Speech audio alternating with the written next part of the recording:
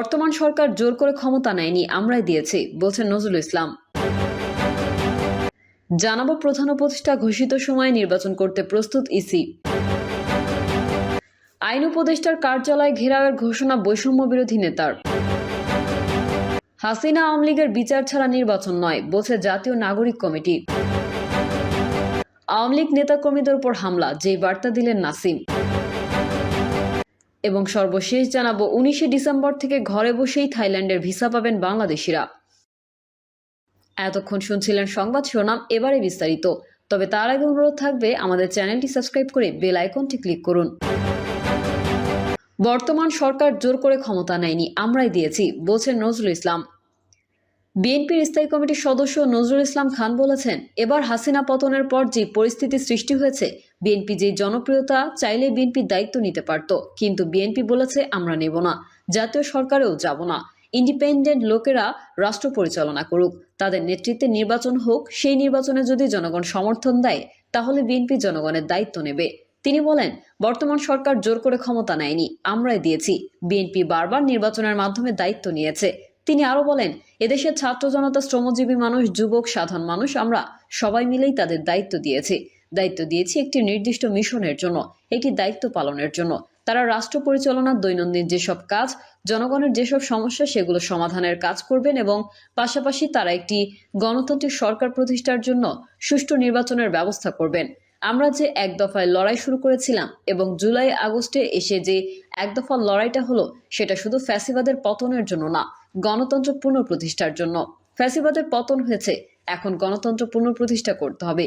কারণ মানুষ হিসেবে আমরা যে যত যোগ্যই হই না কেন, রাজনীতিতে সবচেয়ে যোগ্য তারা যাদেরকে জনগণ সমর্থন দেয়, যাদেরকে জনগণ ভালোবাসে, যাদেরকে জনগণ দায়িত্ব দেয়। আমরা চাই জনগণ বহু বছর এই সুযোগ পায়নি, তাদের ভোটের অধিকার দেওয়াই হয় নাই, তাদের বঞ্চিত করা হয়েছে।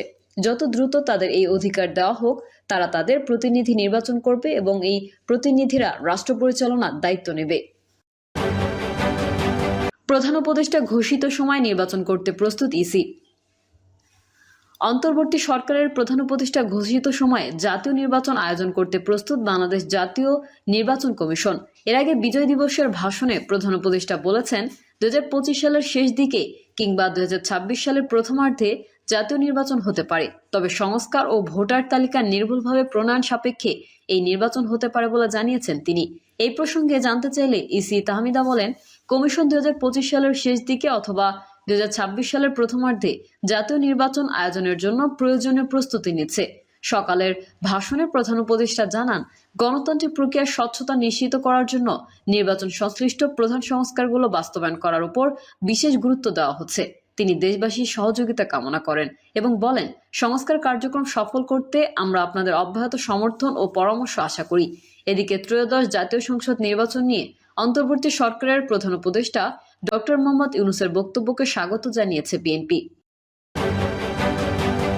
আইন উপদেষ্টার কার্যালয় ঘেরাওয়ের ঘোষণা বৈষম্য বিরোধী নেতার।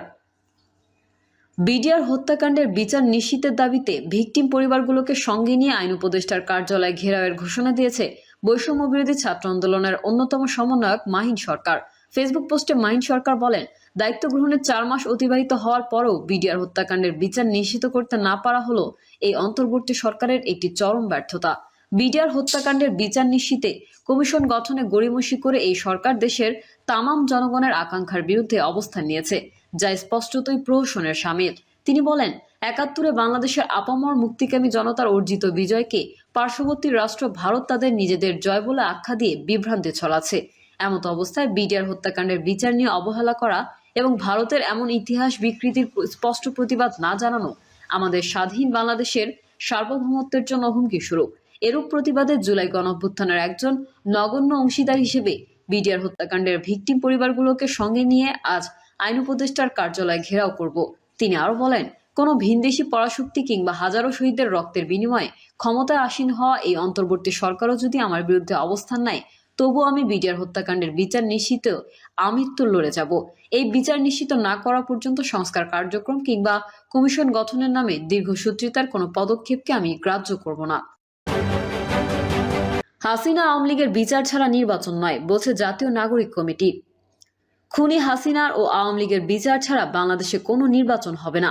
একই সঙ্গে এই বিচারের আগে যারা নির্বাচনের পায়তারা করবে আমরা তাদের জাতীয় শত্রু ও বেঈমান হিসেবে ধরে নেব। এসব কথা বলেছেন জাতীয় নাগরিক কমিটির আহ্বায়ক নাসিরউদ্দিন পাটোয়ারি। জাতীয় নাগরিক কমিটির আহ্বায়ক নাসিরউদ্দিন পাটোয়ারি বলেন, বাংলাদেশ একটি ক্রান্তিকাল অতিক্রম করছে। বাংলাদেশের জনগণের ধৈর্যের বাঁধ ভেঙে যাচ্ছে। আমরা যখন দেখতে পাচ্ছি আমাদের সামনে হিন্দুত্ববাদী আগ্রাসনের প্রতিনিয়ত বাংলাদেশের সার্বভৌমত্বের উপর আঘাত করে যাচ্ছে। হিন্দুত্ববাদ ও দিল্লির এক্সটেনশন গত 53 বছরে মুজিববাদী ফ্যাসিবাদ সরকার বাংলাদেশের মানুষের ওপর গুম খুনের জন্য দায়ী। 90-এর গণঅভ্যুত্থানের শহীদদের জন্য দায়ী ছিল। 71 সালের পরে বাংলাদেশকে একটি ভিন্ন খাতে প্রবাহিত করার জন্য দায়ী ছিল। কিন্তু বাংলাদেশের তরুণ যুব সমাজ 2024 সালে দেখিয়ে দিয়েছে যুবকরা কখনো ঘুমাতে পারে না। আগামীতে বাংলাদেশে যত আক্রমণ আসুক, যুবকরা রক্ত দিয়ে সব আক্রমণ প্রতিহত করব। আওয়ামী লীগ নেতাকর্মীদের উপর হামলা, যে বার্তা দিলেন নাসিম। মহান বিজয় দিবসের কর্মসূচিতে বাধা ও আওয়ামী লীগের নেতাকর্মীদের উপর ন্যাক্কারজনক হামলার তীব্র নিন্দা ও প্রতিবাদ জানিয়ে সোমবার এক বিবৃতি দিয়েছেন দলটির যুগ্ম সাধারণ সম্পাদক আফামা বাহাউদ্দিন নাসিম। বিবৃতিতে বাহাউদ্দিন নাসিম বলেন, সমগ্র বাঙালি জাতির ঐক্যবদ্ধ লড়াইয়ের মাধ্যমে এবং বাংলাদেশ আওয়ামী লীগ ও জাতির পিতা বঙ্গবন্ধু শেখ মুজিবুর রহমানের অবিসংবিদিত নেতৃত্বে বাঙালি জাতি পাক হানাদার বাহিনীকে পরাজিত করে চিরকাঙ্ক্ষিত সুমহান বিজয় অর্জন করে। আজ আমাদের মহান বিজয় দিবস। সমগ্র জাতির কাছে আজ উদ্বেলিত হওয়ার দিন, আনন্দের দিন। তিনি বলেন, আওয়ামী লীগের নেতাকর্মীদের কাছে ঐতিহাসিক কারণে এবং ঐতিহ্যগতভাবে তা আরও বেশি আবেগ মিশ্রিত। তাই বাংলাদেশ আওয়ামী লীগের নেতাকর্মীরা নিজ নিজ উদ্যোগে 30 লক্ষ শহীদের আত্মত্যাগ এবং জাতির পিতা স্মৃতির প্রতি শ্রদ্ধা নিবেদনের কর্মসূচি গ্রহণ করে থাকে।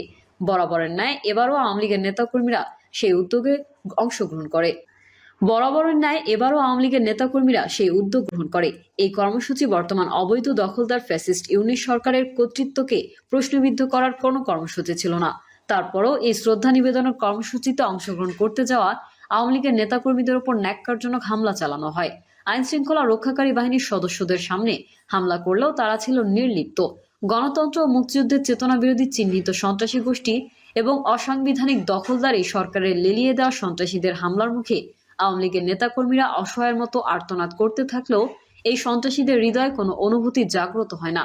ন্যাক্কারজনক এই হামলায় অনেককেই মারাত্মকভাবে আহত করা হয়, যাদের সুচিকিৎসা দরকার। কিন্তু সেটা না করে অগণতান্ত্রিক ফ্যাসিস্ট ইউনিট সরকারের পুলিশ বাহিনী তাদের গ্রেফতার করে। অনেকেই এখন পর্যন্ত নিখোঁজ রয়েছেন। এছাড়াও বাসাবাড়িতে তল্লাশি করে নির্বিচারে আওয়ামী লীগের নেতাকর্মীদের গ্রেফতার করা হচ্ছে। এই হামলা ও গ্রেফতার থেকে ছাত্রলীগের সাবেক নেত্রীরা ও নারী নেত্রীরাও রেহাই পাচ্ছে না। আমরা এর বিচারের দায়ভার জনগণের উপর ছেড়ে দিতে চাই। যারা নিরস্ত্র নিরীহ মানুষের উপর সংগঠিতভাবে মব সন্ত্রাস চালিয়ে যাচ্ছে, তাদেরকে নিশ্চিতভাবে জনগণ মন থেকে গ্রহণ করবে না। এবং বাংলাদেশ আওয়ামী লীগের পক্ষ থেকে আমরা এই হীন অপতৎপরতার তীব্র নিন্দা ও প্রতিবাদ জানাই। আমরা বিশ্বাস রাখি, দেশের জনগণের আহত